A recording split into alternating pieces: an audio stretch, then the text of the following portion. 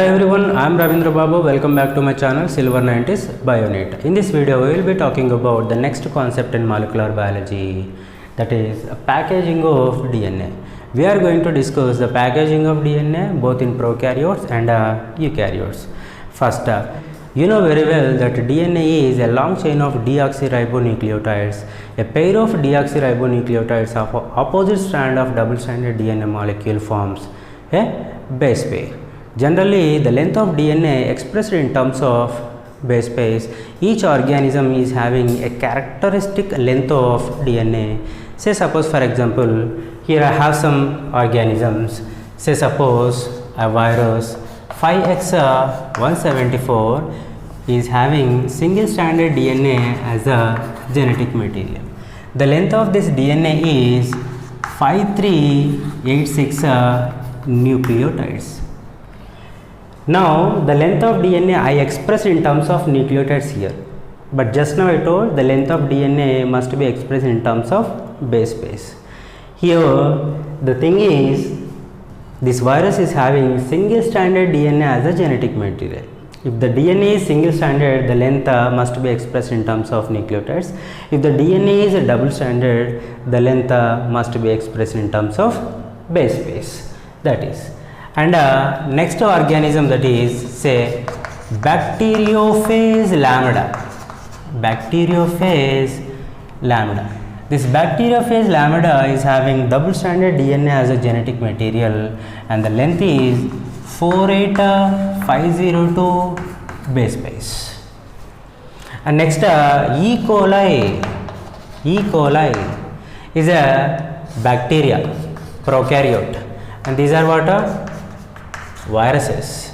Here also we can see a double stranded DNA as a genetic material and the length in terms of base pairs is 4.6 into 10 to the power of 6 base pairs. 6 base pairs. And if you take the length of DNA in a human cell or a mammalian cell, that is about 6.6 into 10 to the power of 9 base pairs. This is the length of DNA of diploid content of a cell of human being. Here, the length of DNA of haploid content of a cell is half in this, that is 3.3 into 10 to the power of 9 base pairs. This is the length of DNA in terms of base pairs. But we can express the length of DNA in terms of millimeters, nanometers and meters also.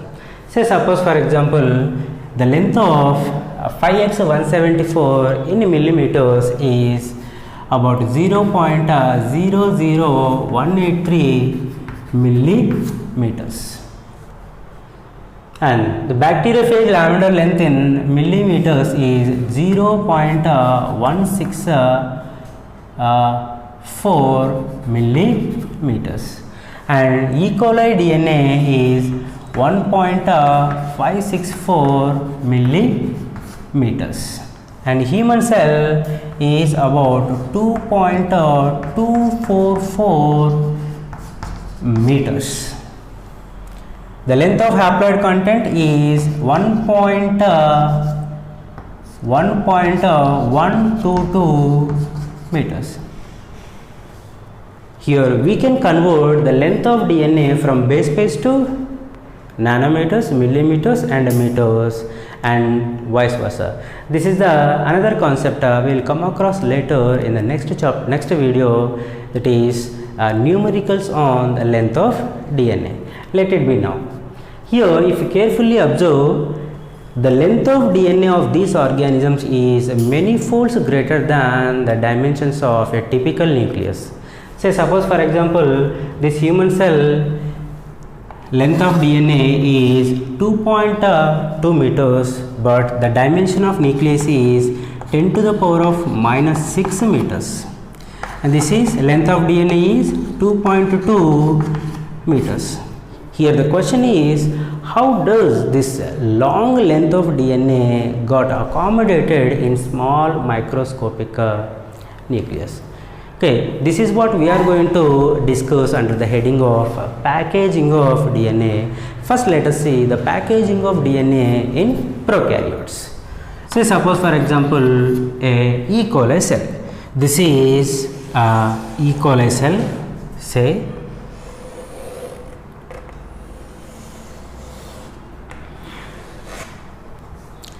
This is the covalently closed circular double stranded DNA molecule of E. coli cell, which is the genetic material. What is this? Covalently closed circular double stranded DNA molecule. Though there is no nucleus, this double stranded DNA molecule, it doesn't scatter throughout the cytoplasm in the case of these prokaryotes. It organized into a large loops by associating with the non-histone proteins called polyamines. Here, this double-stranded DNA, it organized into large loops like this in order to accommodate in the cell of a prokaryotic organism. This is a one strand of DNA and this is the another strand of DNA like this.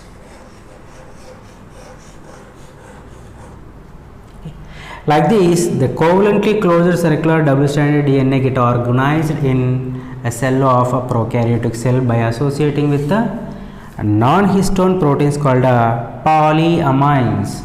What it consists of? DNA plus polyamines, non-histone proteins. This naked covalently closed circular DNA of a prokaryotic cell is called a nucleoid or genophore, or we can also call otherwise as prochromosome. This is how a double-stranded DNA molecule got accommodated in a prokaryotic cell by associating with the non-histone proteins called polyamines. Now, let us move to packaging of DNA in eukaryotes. In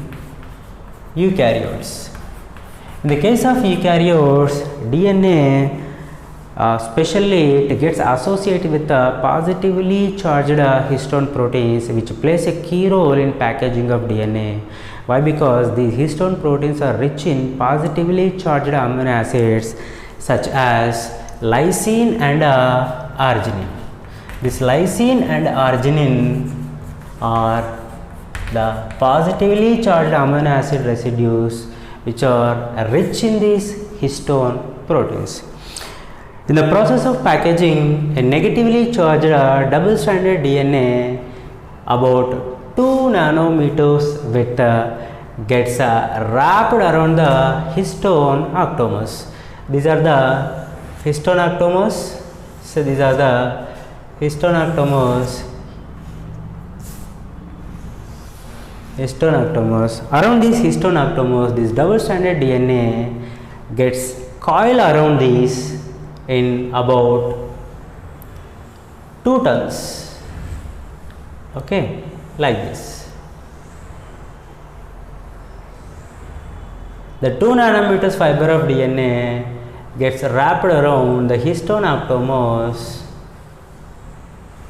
about 2 tons, or particularly 1.65 tons, and finally to make 11 nanometers fiber. This is 11 nanometers fiber of DNA. This 11 nanometers fiber of DNA is called chromatin. This is simply a double-stranded DNA. This chromatin, it appears like a beads on string structure when we viewed under electron microscope.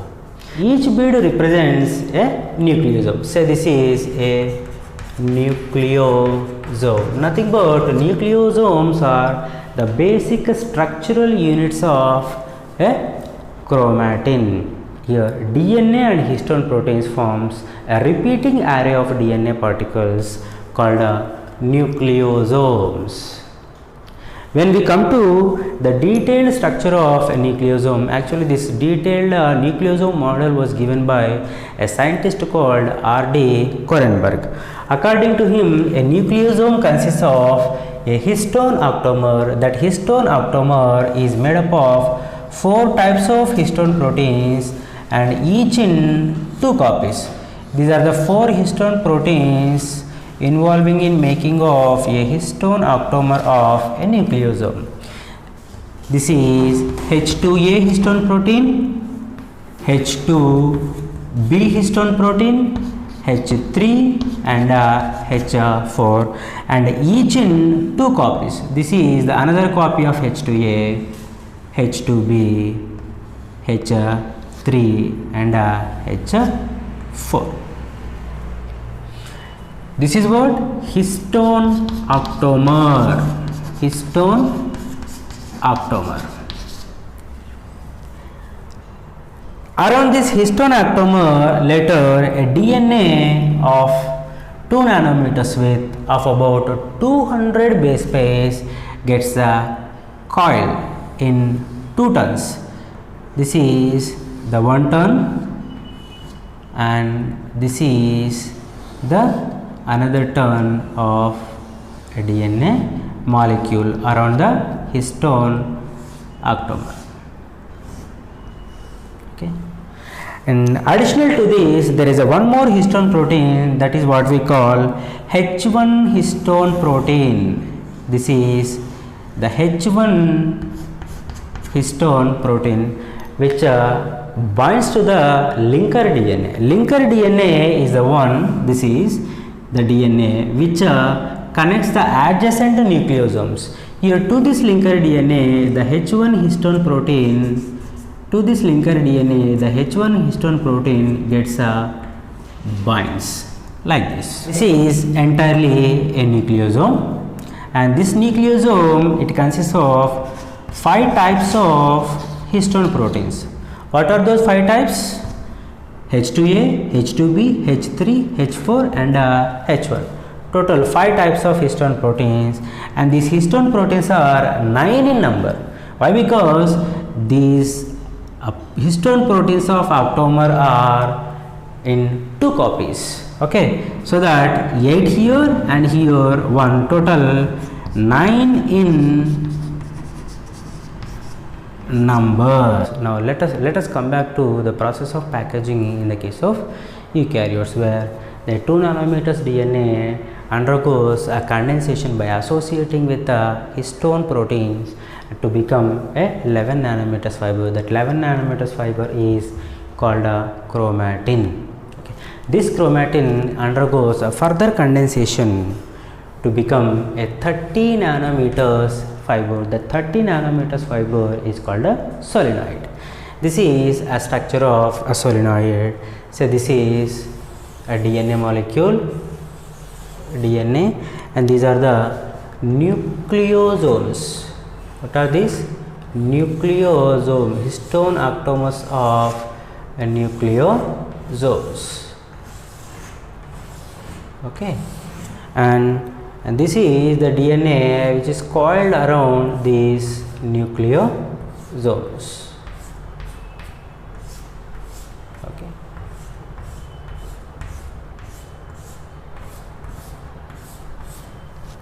This is a 30 nanometers fiber called a solenoid. In this solenoid, for every helical turn we will find 6 nucleosomes. Okay, this is very important, keep in mind. And here this enlarged portion of 2 nanometers is just this segment of 11 nanometers. Okay, and this enlarged portion of 11 nanometers is just a segment of 30 nanometer fibers. Next, this 30 nanometers fiber, it undergoes a further coiling, further condensation, and becomes a 300 nanometers fiber. This 300 nanometers fiber is called super solenoid or unit fiber, where this 30 nanometers fiber gets attached to a non-histone chromosomal protein or a wall of non-histone chromosomal proteins. This non-histone chromosomal protein is otherwise called chromosome scaffold. This chromosome scaffold acts like a thread in a garland, whereas this 30 nanometers fiber, called 30 nanometers fiber of DNA and histone proteins, acts like a flower in the garland. Okay.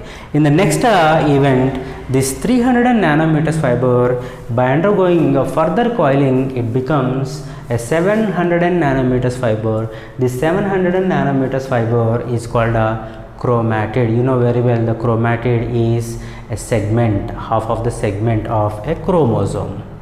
So that this type of chromatids are 2 in a chromosome, so that the width of a chromosome is about 400 nanometers. If you carefully observe, this enlarged portion of 30 nanometers fiber is just this segment of a 300 nanometers fiber, and this 300 nanometers fiber, whenever it undergoes further coiling, it becomes a 700 nanometers fiber, which is called to be as a chromatid. 2 chromatids together form a chromosome of 400 nanometers. And the last concept in this packaging of DNA is a euchromatin and a heterochromatin. Generally, a chromatin of a typical nucleus are distinguished into 2 regions. One is euchromatin and other one is heterochromatin.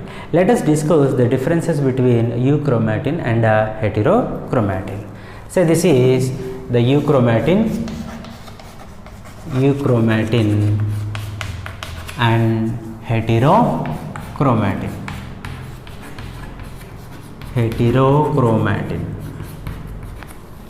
In euchromatin, the chromatin is loosely packed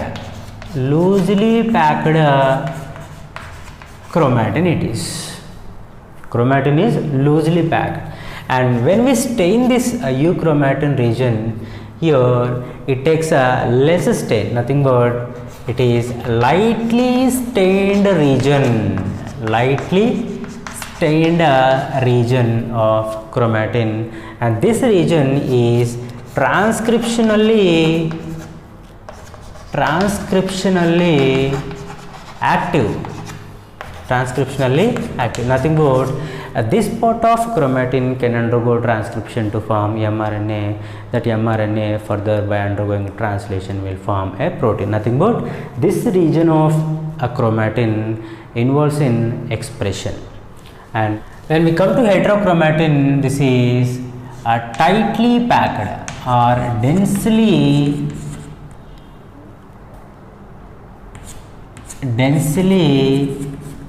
packed region of chromatin, and it stained darkly stained region of chromatin, and this region is transcriptionally less active or inactive. So this is a chromatin which is a loosely packed region called euchromatin, and this region of chromatin, if you see, this is a tightly packed region. This is the euchromatin region, this is the region of heterochromatin, which takes more stain and it takes less stain. This is transcriptionally active and this is transcriptionally inactive. Thanks for watching this video. Please like, share and subscribe my channel.